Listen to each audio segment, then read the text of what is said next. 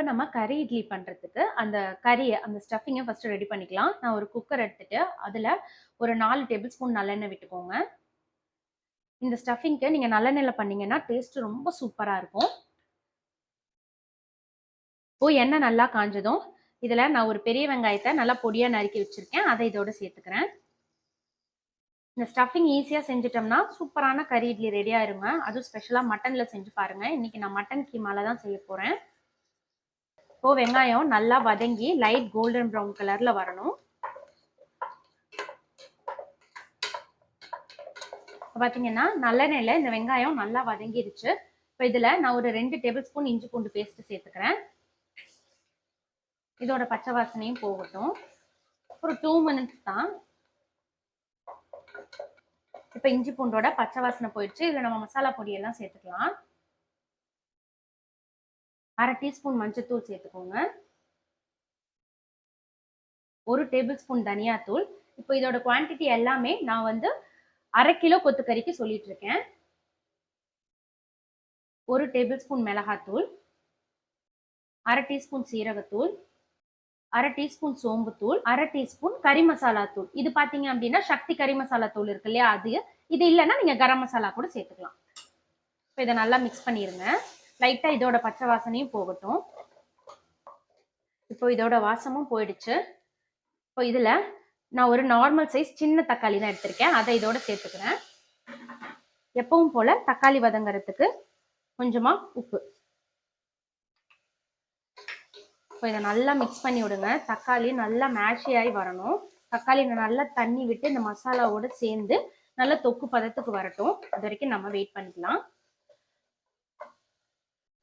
பாத்தீங்கன்னா தக்காளி நல்லா வதங்கி இந்த மாதிரி எண்ணெய் பிரிஞ்சு மேல வருது. இப்போ இந்த ஸ்டேஜ்ல நம்ம கொத்துக்கறியை சேர்த்துக்கலாம். நான் வந்து கொஞ்சம் எலும்போட தான், இந்த மாதிரி எலும்பு பீஸோட தான் கொத்துக்கறி வாங்குவேன். அதே மாதிரி ரொம்பவும் கொத்தக்கூடாது. கறி வந்து கொஞ்சம் இந்த மாதிரி இருக்கணும். அப்ப வந்து வேகக்குள்ள டேஸ்ட் ரொம்ப நல்லா இருக்கும். இப்போ அதை நல்லா இதோட சேர்த்துக்கலாம். இப்போ ஃப்ளேமை மீடியம்ல வச்சுட்டு இந்த மசாலா கூட இதை நல்லா மிக்ஸ் பண்ணி விடுங்க. இந்த கறி ஃபுல்லா இந்த மசாலால நல்லா கோட் ஆகணும். ஆல்ரெடி நம்ம சேனல்ல கொத்துக்கறி ரெசிபிஸ் 2 போட்டிருக்கேன். பிரியாணி 1 போட்டிருப்பேன், சேமியா 1 போட்டிருப்பேன். லிங்க் டிஸ்கிரிப்ஷன்ல தரேன், செக் பண்ணி பாருங்க.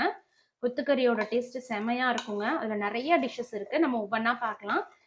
நம்ம சேனல்ல இருக்க வீடியோஸோட லிங்க் டிஸ்கிரிப்ஷன்ல தரேன். இப்போ இதை நல்லா கலந்து விட்டுட்டு இதை ஒரு 2 நிமிஷம் மீடியம் ஃப்ளேம்ல அப்படியே வைங்க.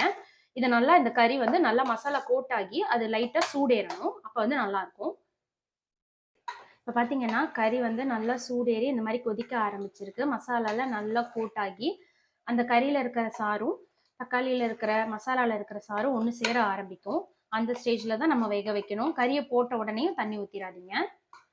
ஸோ நான் மட்டன் கீமா எடுத்திருக்கேன் இல்லையா, இப்போ இந்த கீமா கறிக்கு நான் வந்து 3/4 டம்ளர் தண்ணி ஊத்துறேன். தண்ணி சேர்த்துட்டு இதை வந்து ஒரு 4 விசில் விட்டுக்கோங்க. அவ்வளவுதான். இந்த கொத்தமல்லி தலை, பெப்பர் இதெல்லாம் நம்ம அப்புறமா சேர்த்துக்கலாம். இப்போ இதை நல்லா லிட் போட்டு நம்ம 4 விசில் விட்டுக்கலாம். மீடியம் ஃப்ளேம்ல வச்சு 4 விசில் இல்லைன்னா 5 விசில் விடுங்க. நான் 4 விசில் விட போறேன்.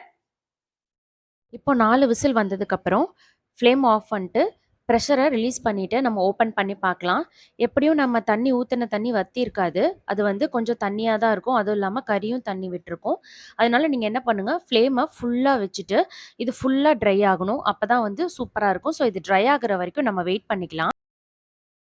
பாருங்கள், தண்ணி எல்லாமே வற்றி நல்லா ட்ரை ஆகிடுச்சுங்க. பாருங்கள், எங்கேயுமே தண்ணி இல்லை, அதே மாதிரி அடி ஒட்டவும் இல்லை.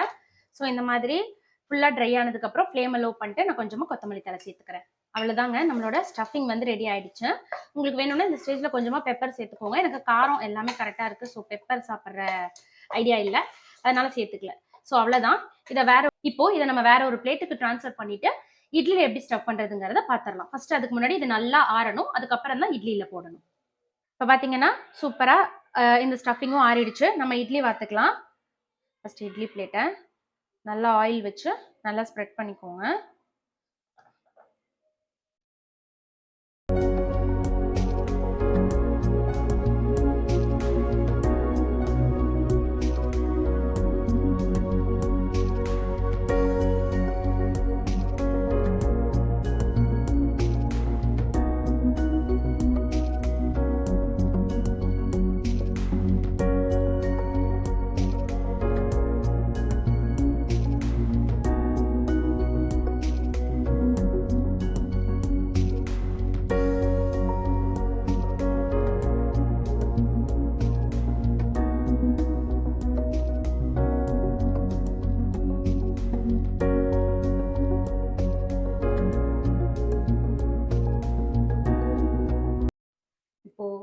பிளேட்டை உள்ள வச்சு நம்ம இட்லி அவிச்சுக்கலாம். யூஸ்வலாக நம்ம இட்லி வேகிற டைம் தான், 10 நிமிஷத்தில் வெந்தாலே போதும், சூப்பராக இருக்கும். இட்லிக்கு எப்போவுமே டைமிங் வச்சுக்கோங்க, 10 நிமிஷம் தான், இட்லி சூப்பராக வந்துடும். ஸோ 10 நிமிஷம் கழிச்சு நம்மளோட கறி இட்லி எப்படி வந்திருக்குன்னு பார்க்கலாம். 10 நிமிஷம் ஆயிருக்கு. நான் ஃப்ளேமை வந்து ஃபுல்லாக லோ பண்ணிட்டேன், சிம் பண்ணிட்டேன். ஓகேங்களா? ஸோ இப்போ நம்ம ஓப்பன் பண்ணிக்கலாம் நம்மளுடைய இட்லி பாத்திரத்தை. அட அட அட அடா, எப்படி இருக்கு பாருங்களேன், புசு புசுன்னு. ஸோ நம்ம கறி இட்லி ரெடி. இது கொஞ்சம் ஆறுனதுக்கு அப்புறம் தான் எடுக்கணும். இப்போ இதே ஸ்டஃபிங்கை வச்சு நம்ம கறி தோசை எப்படி பண்றதுங்கிறத பார்த்துக்கலாம். இது ஆறுறதுக்குள்ள பண்ணிட்டோம்ல, இதே ஸ்டஃபிங்ல நம்ம கறி தோசை எப்படி பண்றதுன்னு பார்த்துக்கலாம். இதுக்கு மாவு கொஞ்சம் அதிகமாக விட்டு கொஞ்சம் ஊத்தாப்பம் மாதிரி விட்டுக்கோங்க. ஃப்ளேமை மீடியம்லேயே வச்சுக்கோங்க, அதிகமாக வைக்காதீங்க. இப்போ கொஞ்சம் ஊத்தாப்பம் மாதிரி தோசை வாத்துட்டு நான் ஒரு முட்டையை உடைச்சு ஊற்றிக்கிறேன்.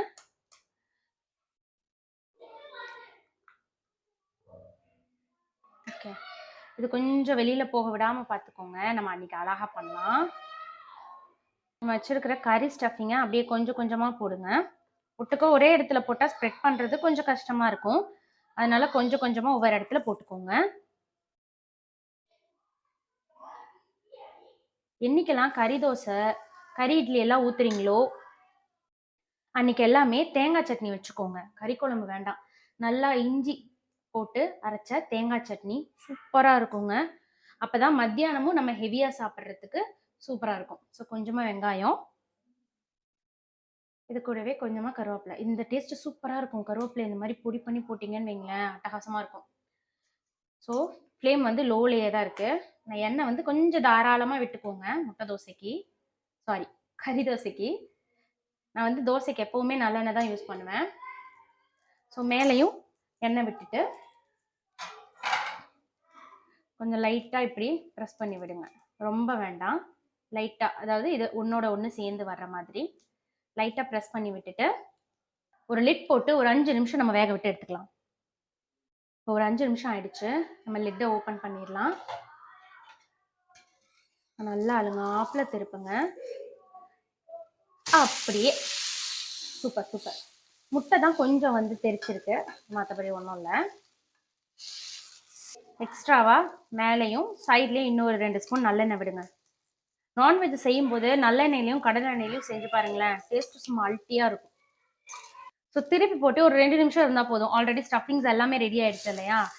ஸோ அவ்வளோதான். இப்போ நலுங்காப்பில் தோசையை திருப்பி பார்த்தா அட அட அட, சூப்பரான கறி தோசை ரெடிங்க. இப்போ இட்லி எப்படி இருக்குன்னு பார்த்துக்கலாம்.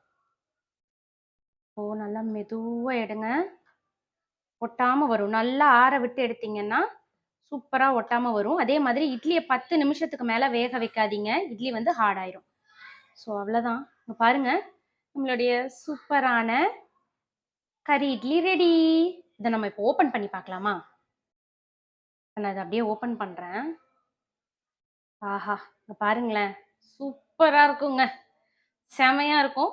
இதே மாதிரி நம்மளுடைய தோசையும் சூப்பராக வந்திருக்கு. ஸோ இந்த ரெசிபியை கண்டிப்பாக நீங்களும் உங்கள் வீட்டில் ட்ரை பண்ணி பார்த்துட்டு மறக்காமல் எப்படி இருந்துச்சுன்னு எனக்கு கமெண்ட் பண்ணுங்கள். நெக்ஸ்ட் ஒரு சூப்பரான வீடியோவில் நான் உங்களை மீட் பண்ணுறேன். தேங்க்ஸ் ஃபார் வாட்சிங். பாய்.